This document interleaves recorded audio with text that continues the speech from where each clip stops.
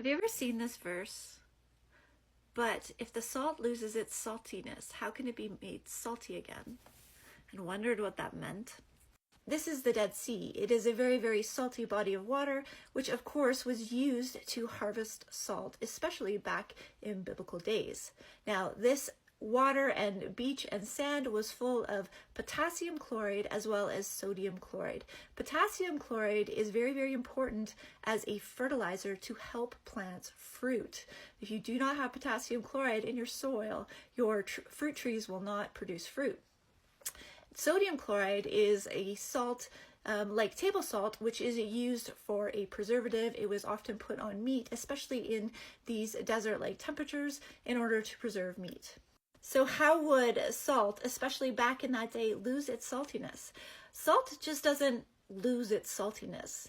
That's not how it works. What happened to make salt lose its saltiness is it would get mixed with too much sand.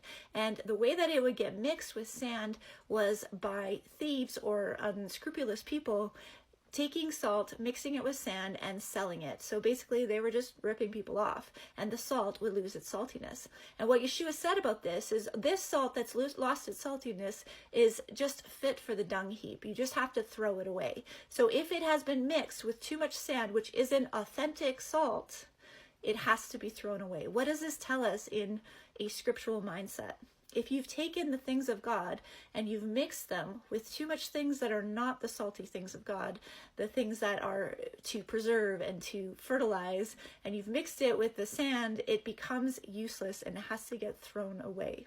Very important to remember when you're looking at your scriptures, you don't want to be mixing it too much. So these people who are mixing in all of this extra dirt into your scriptures, extra nonsense into your scriptures, they're stealing from you.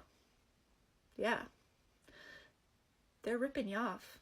All right, keep it salty. Love you guys.